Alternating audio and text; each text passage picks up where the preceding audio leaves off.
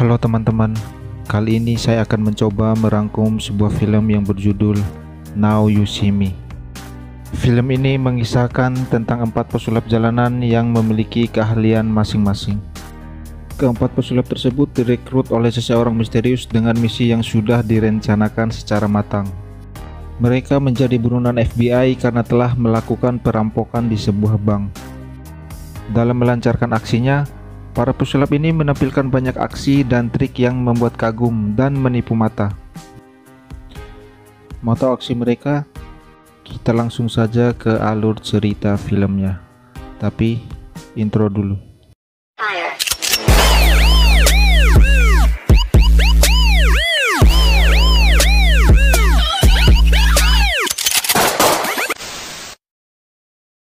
Kisah dimulai ketika para pesulap jalanan sedang melakukan aksinya masing-masing.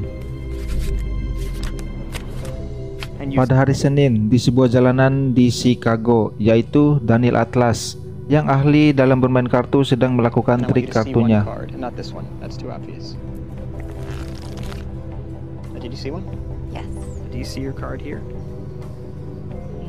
Dia berhasil memukau semua orang yang ada di jalanan itu. Ternyata pertunjukan tersebut disaksikan oleh seorang misterius yang wajahnya tidak terlihat. Saat akan melakukan mantap-mantap dan mengganti olinya dengan salah satu penggemarnya, dia melihat sebuah kartu tarot di atas meja yang bertuliskan Lovers. Di salah satu sisi kartu tersebut tertulis kayak gini nih, kalian baca sendiri ya. Kemudian di hari Selasa, berpindah di sebuah restoran di New Orleans. Seorang mentalis dan hipnotis jalanan yang bernama Merit sedang melakukan aksinya pada pasangan suami istri. Dia berhasil menjebak si pria dan mendapatkan sejumlah uang dari pria tersebut.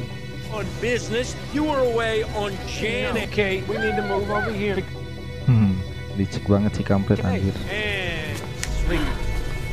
Dan terlihat orang misterius tadi lagi. Saat dia mengemasi peralatan lenongnya, dia menemukan kartu tarot yang bertuliskan Hermit.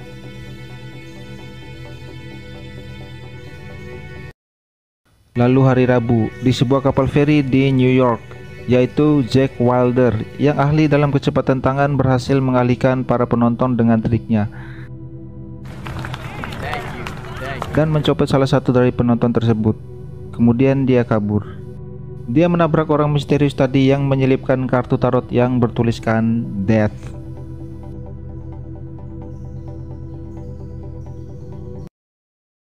Dan di hari Kamis, di sebuah teater di Los Angeles, yaitu Henley Reeves, yang ahli dalam trik berbahaya, sedang melakukan aksinya dengan tangki air yang akan diisikan ikan piranha.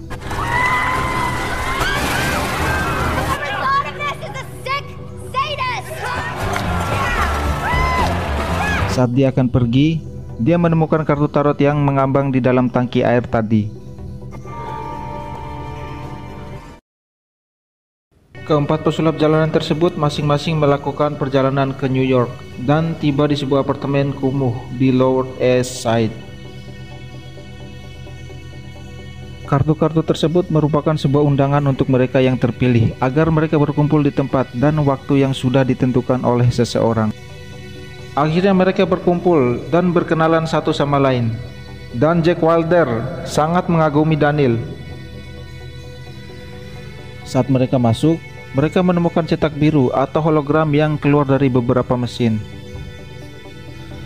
Ternyata semua itu dibuat dan direncanakan secara detail selama 1 tahun oleh seseorang.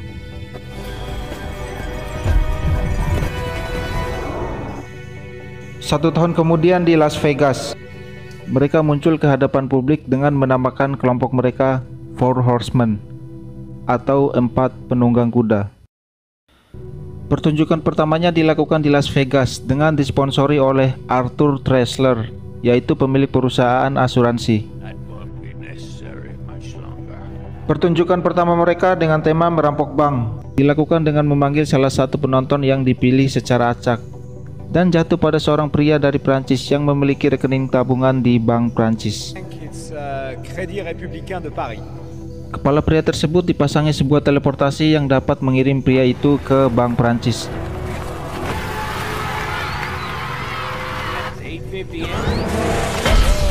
Sesampainya di brankas, dia menaruh sebuah kartu yang telah ditandatanganinya tadi ke dalam brankas tersebut. Hal ini sebagai bukti bahwa pria tersebut benar-benar sedang berada di Bank Prancis. Seketika, uang di dalam brankas pun lenyap dan ikut terkirim ke Las Vegas.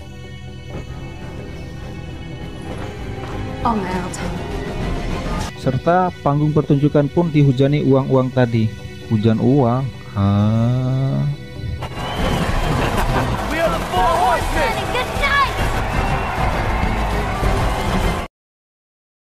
Tentu saja, kejadian tersebut membuat heboh para penonton dan juga pihak kepolisian Las Vegas serta pihak Prancis. Di tempat lain, agen FBI yaitu Dylan Rhodes mendapatkan tugas dari atasannya untuk menangkap keempat pesulap tersebut. Beberapa saat kemudian, penggerebekan pun dilakukan. Keempat pesulap tersebut ditangkap oleh FBI dan dibawa ke markas.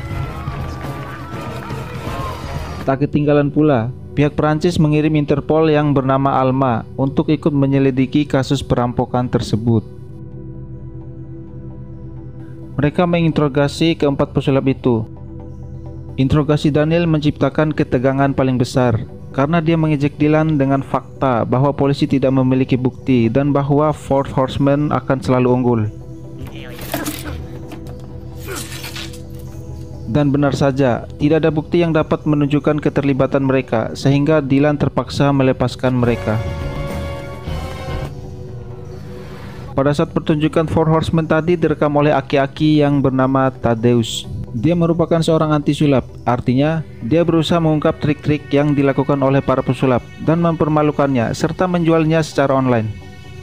Dylan dan Alma mewawancarai Thaddeus dan menggali informasi darinya.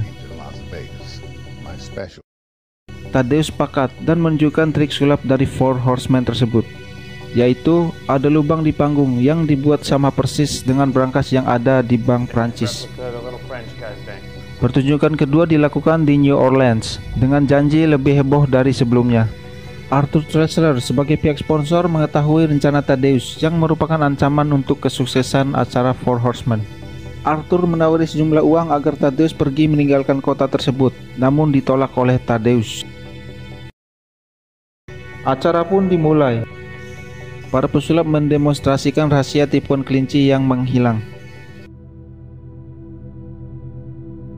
Kemudian Merritt menghipnotis 12 penonton untuk memberikan sugesti bahwa mereka adalah pemain sepak bola yang siap menerjang para pemain belakang yang berlari dan berteriak freeze, dan beralih ke aksi gelembung yang bisa membuat Henley terbang di udara. Sebagai penutup, mereka menyuruh para penonton menuliskan jumlah saldo rekening masing-masing di amplop yang telah disediakan. Kemudian mereka mengundang Arthur ke atas panggung. Demikian juga di panggung, ada amplop yang bertuliskan saldo rekening dari sponsor mereka, yaitu Arthur. Tak diduga, ternyata saldo rekening Arthur berkurang sedikit demi sedikit dan berpindah ke tulisan saldo penonton. Pada awalnya, Arthur merasa itu hanya bagian dari pertunjukan, namun siapa sangka kalau hal itu merupakan hal yang nyata. Faktanya, para penonton ini adalah terdiri dari orang-orang yang klaim asuransinya telah ditolak atau dikurangi oleh perusahaan si Arthur tua bangke. Bau tanah sialan. Teriakan heboh dari penonton yang menerima pemberitahuan dari bank tentang deposit mereka membuat kekacauan di panggung. Dylan berlari ke atas panggung untuk menangkap para pesulap dan dia berteriak freeze. Seketika, Dylan pun dihantam oleh para penonton yang sudah disugesti oleh Merritt tadi. Dan Four Horsemen pun berhasil lolos lagi. Beberapa saat kemudian Arthur menemui Thaddeus. Dia menyewa Thaddeus untuk membalaskan perbuatan Four Horsemen tersebut kepadanya. Asik, kong kalingkong bau tanah. Di sisi lain, Dylan menganggap Thaddeus terlibat dan merupakan pesulap kelima yang membantu di belakang layar dari keempat pesulap itu, namun tidak ada buktinya. Dylan dan timnya berhasil mengetahui persembunyian Four Horsemen, yaitu di sebuah apartemen, dan penggerebekan pun dilakukan. Daniel, Henley, dan Merritt berhasil melarikan diri, sedangkan Jack Wilder masih belum selesai membakar dokumen-dokumen. Terjadi baku hantam antara Jack dan Dylan serta rekannya di dalam apartemen.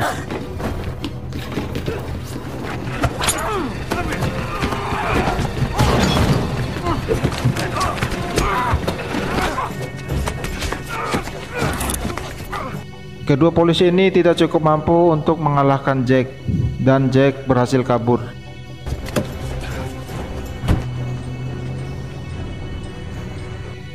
Kemudian dilanjutkan aksi kebut-kebutan mobil di antara mereka yang mengakibatkan mobil Jack terbalik dan terbakar di jembatan.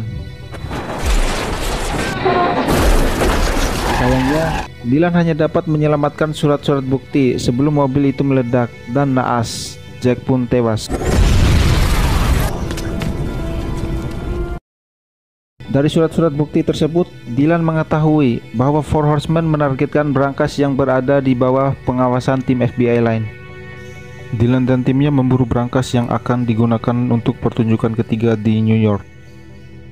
Ternyata, brankas telah diangkut oleh truk, tapi Dylan dan timnya berhasil menghentikan truk tersebut. Mereka membuat rencana agar truk tersebut tetap berjalan ke tujuan sebagai jebakan. Setibanya di lokasi, dilakukan pengintaian siapa yang akan mengambil uang itu. Dan ternyata orang yang membuka truk itu adalah anak buah dari Thaddeus. Thaddeus beralibi dan membela diri bahwa dia hanya mengikuti truk itu dan tidak terlibat sama sekali dengan Four Horsemen. Setelah brankas dibuka, ternyata isinya bukanlah uang seperti yang diduga, melainkan mainan, boneka, dan balon. Pertunjukan ketiga dimulai. Dylan dan timnya sekali lagi mencoba untuk menangkap Four Horsemen yang tersisa. Akan tetapi, ketiganya masih mampu mengecoh para polisi. Bahkan, pada saat ketiganya melompat dari atap, mereka ditembaki oleh Dylan dan terjadilah hujan uang.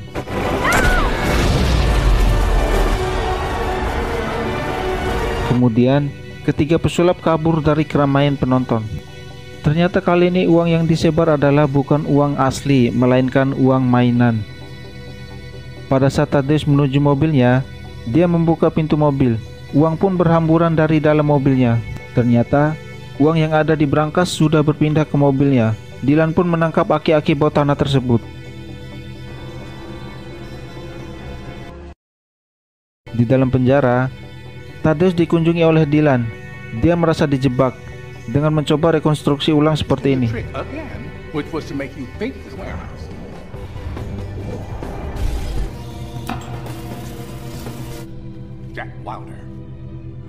Maka diketahui bahwa sebenarnya pesulap kelima itu adalah si Dylan itu sendiri.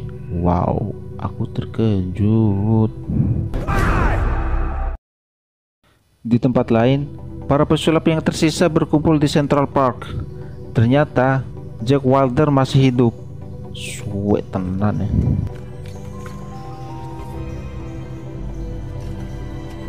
Mereka kaget.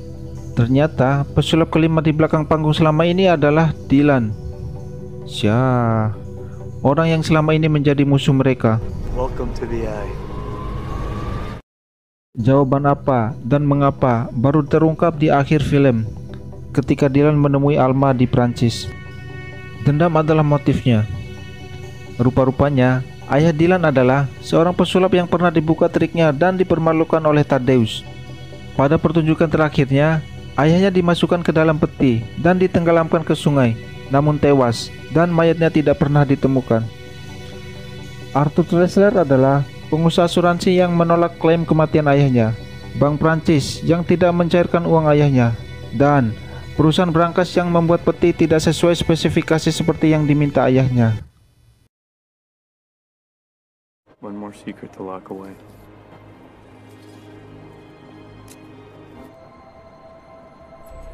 Anywhere, watching you. Menurut gua ya, filmnya sih bagus, keren. Banyak sih adegan-adegan epic yang gak sempet gue edit. Karena bukan nggak sempet sih, emang gak bisa, takut kena copyright. Sebenarnya filmnya bukan hanya aksi-aksi seriusnya aja sih, tapi banyak juga adegan, bukan adegan ya, dialog-dialognya yang kocak. Mungkin pada nggak ngeh ya. karena dialognya emang terlalu cepat. Ya begitulah. Cukup sekian alur cerita film Now You See Me dari saya, Motor Sialan. Semoga kalian mengerti dan terima kasih. Mikrofon gocapan.